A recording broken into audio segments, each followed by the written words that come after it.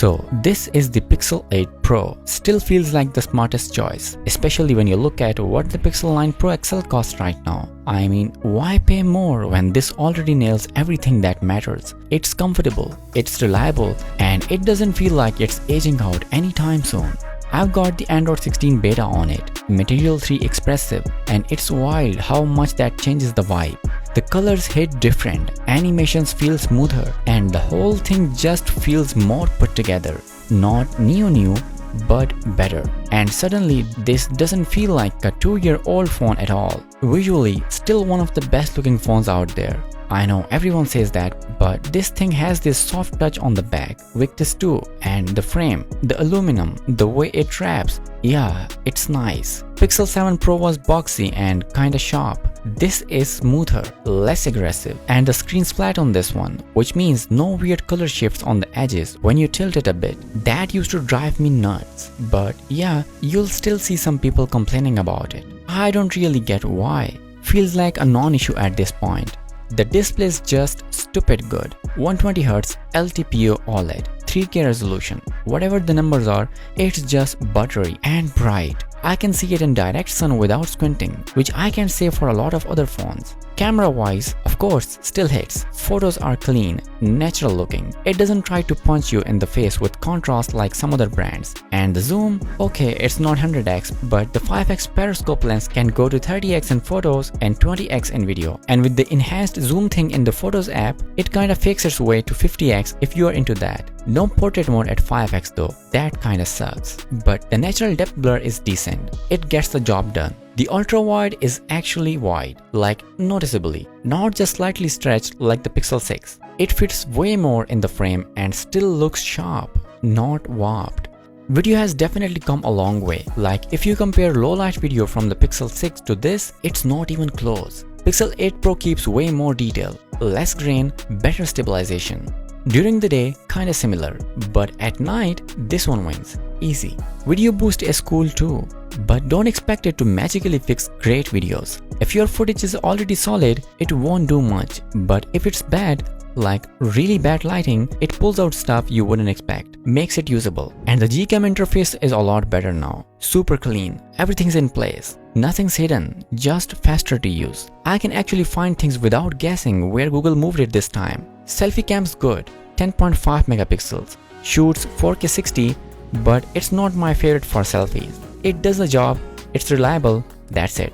Speakers are solid, loud, balanced, decent bass, not crazy booming but not tiny either, just sounds clean, even at higher volumes. It's consistent, not peaky or muddy. Fingerprint sensor? Yeah, it's optical and honestly, it's about as fast and reliable as optical sensors get. Not ultrasonic level fast like the top tier Samsungs and Pixel 9, but it unlocks quick. Works first time most of the time. And I never really notice it, which is kind of the point, right? It just does its job and gets out of the way.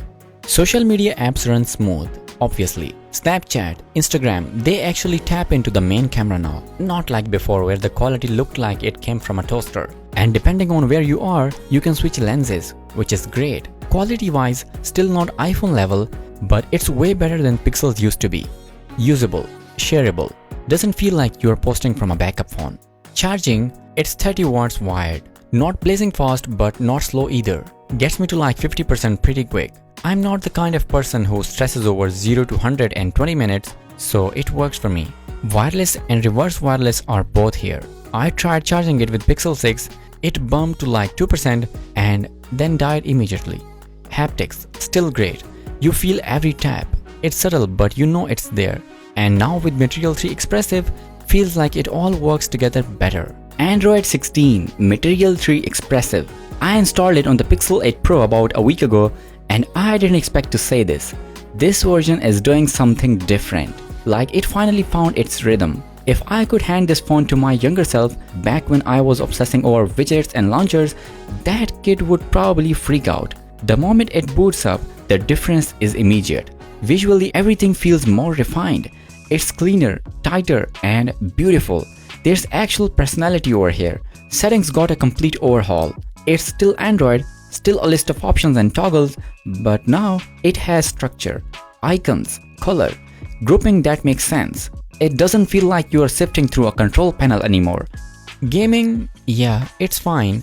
I'm not hammering it with high-end titles all day, but for regular stuff, games like PUBG, COD, etc., it holds up. No stutters, no lag. Now, if you're the type who's into marathon sessions of Genshin Impact or something that cooks the GPU, then yeah, it's gonna heat up, and you might see it throttle a bit. That's just how it is. But I guess if you're that person, you're probably already eyeing a gaming phone or just grabbing an iPhone and calling it a day. This isn't built for esports level grind, but for everything else, smooth sailing.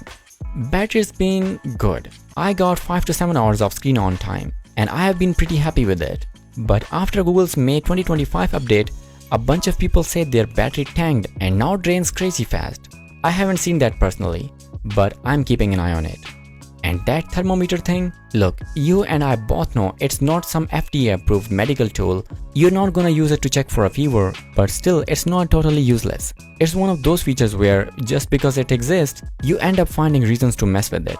I think if you're on a Pixel 6 right now and you are mostly taking photos, just stay on it. Not enough of a leap to justify the upgrade. The real changes are in the video, display, comfort, and a long-term support.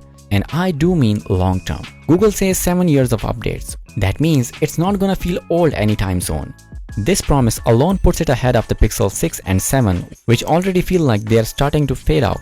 But yeah, part of me does wonder, are these updates gonna keep the phone better, or are they gonna start doing that slowdown thing like Apple did? You know, stretching the life but quietly cutting performance. I hope not, but it's in the back of my mind.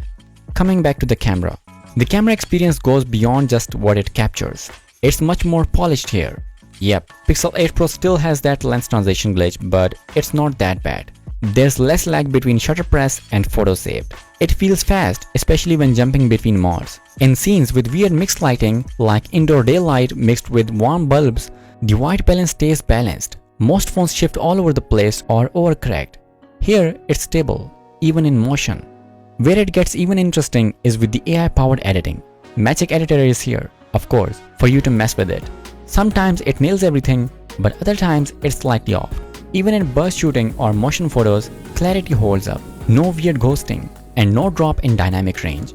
What stands out most is the consistency. Whether it's 0.5x, 1x, or 5x, the color profile stays locked in. This feels unified. So, compared to anything else out right now, Pixel 8 Pro feels like the safest bet for the long haul. Doesn't mean it's perfect, but it doesn't feel outdated either. Not even close. That's it for now. My name is Mubashir Hamid, you're watching Honestic, and I'll see you in the next video.